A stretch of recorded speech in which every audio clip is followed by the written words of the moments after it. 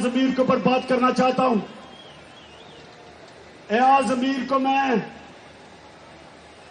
35 سال سے جانتا ہوں. میرے اس نے تنقید کی, میرے مذاق اڑایا اس نے ان 35 سالوں میں, لیکن میں نے ہمیشہ ایاز امیر کی عزت کی, کیونکہ اس نے کبھی اپنے ضمیر کا سودا نہیں کیا. وہ ایک سچا آدمی ہے,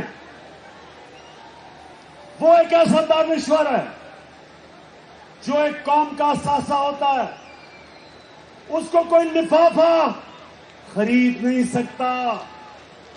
ایاز امیر وہ آدمی ہے جو اپنی پوری کوشش کرتا ہے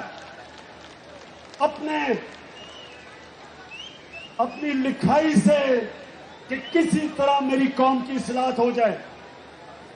تو جو اسے کل جس طرح اس کے اوپر تشدد کیا گیا, میں آج اس پلیٹ فارم سے ایک تو اس کی سخت مذمت کرتا ہوں, اور میں دوسرا آپ کو پیغام دیتا ہوں کہ اگر کسی کا خیال ہے کہ لوگوں کو اس طرح خوف دلوا کے آپ ان چوروں کو ہمارے اوپر مسلط کریں گے, کبھی اس غلط فہمی میں نہ رہنا.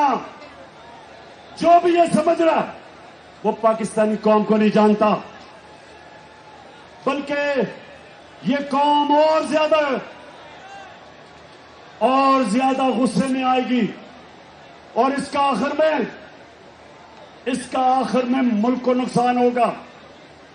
جو آج صحافیوں سے ہو رہا ہے, عمران ریاض کے اوپر ایف آئی آر کاٹی ہوئی ہیں, صابر شاکر ملک سے باہر گیا ہوا ہے, سمیع ابراہیم کے اوپر ایف آئی آر. یعنی یہ کیا اس ملک میں کیا پیغام دیا جا رہا ہے؟ کیا یہ غدار ہیں؟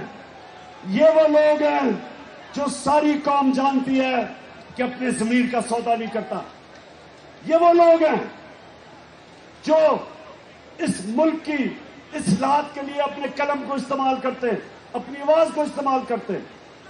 تو میں اپنے اداروں کو پیغام دینا چاہتا ہوں کہ یہ جو حکومت کوشش کر رہی ہے, اس سے یہ رکنے نہیں لگا. ہم سب کے اوپر ایف آئی آر کاٹی ہوئی ہیں. میرے اوپر کوئی 13-14 ایف آئی آر ہیں, میری پارٹی کے اوپر دہشت گردی کے کیسز ہیں. اس سے کوئی ڈرنے نہیں لگا. قوم یہ خوف کا بت توڑ چکی ہے. قوم پیچھے نہیں ہٹنے لگی. جو مرضی آپ کریں گے, مزید ملک کو اور اندھیرے میں دھکیلتے رہیں گے.